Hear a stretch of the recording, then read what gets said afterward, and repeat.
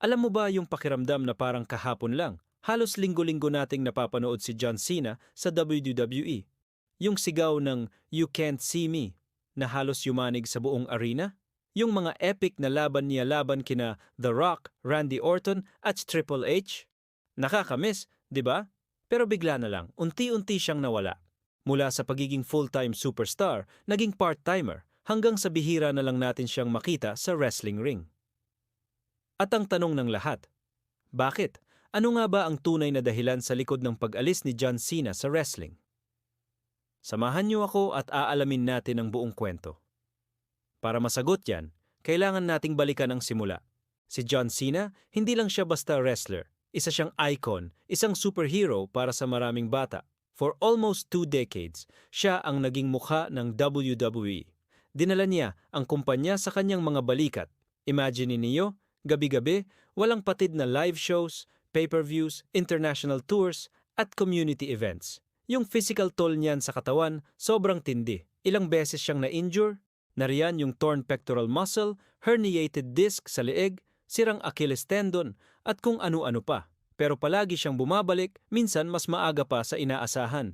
Yung dedikasyon niya, walang kapantay. Pero syempre, ang katawan ng tao may hangganan. At dito na pumapasok ang unang malaking dahilan, ang kanyang edad at ang pisikal na epekto ng wrestling. Si John Cena mismo ang umamin na hindi na niya kayang makipagsabayan sa mga mas batang superstars sa paraang gusto niya. Sabi niya, ayaw niyang maging anino na lang ng dati niyang sarili. Ayaw niyang biguin ang mga fans na umaasa sa Super Cena na kilala nila. Para sa kanya, kung hindi na niya kayang mag-perform sa 100% level na ine-expect sa kanya, mas mabuting bigyan na lang ng pagkakataon ang mga susunod na henerasyon ng wrestlers na sumikat. Isang napakarespetadong desisyon mula sa isang tunay na alamat. Hindi ito pagsuko, ito ay pagbibigay respeto sa sining ng pro wrestling at sa mga tagahanga. Ngayon, pumunta tayo sa ikalawang at marahil pinakamalaking dahilan, ang Hollywood. Nakita niyo naman siguro ang pagsabog ng acting career ni John Cena, di ba? Mula sa mga comedy roles sa Trainwreck at Blockers hanggang sa pagiging action star sa Bumblebee at F9 at syempre ang pagganap niya bilang peacemaker sa DC Universe. Napatunayan niya na hindi lang siya magaling sa loob ng ring kundi pati na rin sa harap ng kamera. Ang paglipat sa Hollywood ay hindi lang basta pagbabago ng career. Ito ay isang practical na desisyon. Isipin niyo, bilang isang top actor, ang potensyal na kita ay mas malaki. At ang trabaho ay hindi kasing delikado para sa kanyang katawan kumpara sa wrestling. Pero may isang malaking problema. Insurance. Kapag gumagawa ka ng isang malaking pelikula, ang mga production studio at insurance companies ay sobrang istrikto. Bawal kang gumawa ng anumang high-risk activities na maaaring maging sanhi ng injury at mag-delay ng shooting. At ano pa ba ang mas high-risk kaysa sa professional wrestling? Ito mismo ang nangyari kay Dwayne "The Rock" Johnson. Noong lumaban siya kay John Cena sa WrestleMania 29, nagtamo siya ng malubhang injury na nag-delay sa production ng pelikulang Hercules. Mula noon, naging mas mahirap na para sa mga insurance companies na payagan ang mga A-list actors na lumaban sa wrestling ring. Ganoon din ang sitwasyon para kay Cena. Ang bawat laban niya ay isang malaking risk hindi lang para sa kanyang kalusugan, kundi para na rin sa milyon-milyong dolyar na nakataya sa kanyang mga pelikula. Kaya't habang mas lalong lumalaki ang pangalan niya sa Hollywood, mas lalong naging imposible para sa kanya na maging isang regular na wrestler. Pero ibig sabihin ba nito, tinalikuran na niya ng tuluyan ang wrestling? Ang sagot ay hindi. Ito ang ikatlong punto na kailangan nating maintindihan. Mahal na mahal ni John Cena ang WWE at ang mga fans. Paulit-ulit niyang sinasabi na ang WWE ang kanyang tahanan at hinding-hindi niya ito kakalimutan. Hindi siya umalis sa paraang tulad ng ibang wrestler na nagkaroon ng sama ng loob sa kumpanya. Ang ginawa niya ay isang transition. Isang pagbabago ng role. Mula sa pagiging main character ng kwento, naging special guest star siya na bumabalik para sa mga mahahalagang okasyon.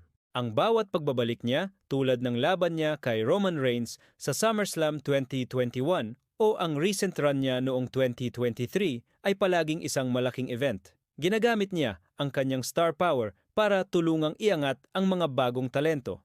Tignan niyo na lang ang laban niya kay Austin Theory sa WrestleMania 39. Kahit natalo siya, ang simpleng pagkakaroon ng isang John Cena match sa iyong resume ay isang malaking karangalan at tulong sa karir ng isang batang wrestler. Para siyang isang gatekeeper na sinusubok ang mga susunod na magiging mukha ng WWE. So, kung susumahin natin, ang pag-alis ni John Cena sa full-time wrestling ay isang kombinasyon ng tatlong bagay. Una, ang pisikal na limitasyon at paggalang sa kanyang legacy. Ayaw niyang maging anino ng sarili niya. Ikalawa, ang napaka-successful niyang transition sa Hollywood na may kasamang mga obligasyon at insurance restrictions na pumipigil sa kanya na mag-wrestle ng regular. At ikatlo, hindi naman talaga siya umalis. Nagbago lang ang kanyang papel. Mula sa pagiging bida, siya ngayon ang legendary mentor na bumabalik para ipasa ang sulo sa susunod na henerasyon. Si John Cena ang perpektong halimbawa kung paano mag-transition mula sa isang wrestling superstar patungo sa isang global icon nang hindi tinatalikuran ang pinanggalingan. Patuloy niyang dinadala ang bandila ng WWE saan man siya magpunta.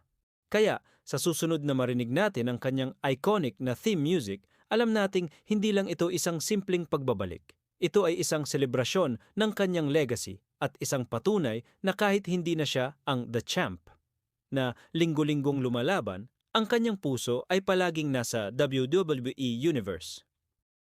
Kaya sa mga nagtatanong kung bakit siya umalis, mas tamang sabihin na hindi siya umalis, lumago lang siya. At sa bawat pagbabalik niya, ipinapaalala niya sa ating lahat kung bakit siya ang isa sa mga pinakadakilang professional wrestler sa kasaysayan. Ano sa tingin niyo? Namimiss niyo na rin ba si John Cena sa WWE? I-comment niyo naman sa baba ang paborito ninyong John Cena moment. At kung nagustuhan niyo ang video na to, huwag kalimutang mag-like, share at mag-subscribe para sa mas marami pang kwentong wrestling. Maraming salamat sa panonood. Hanggang sa muli.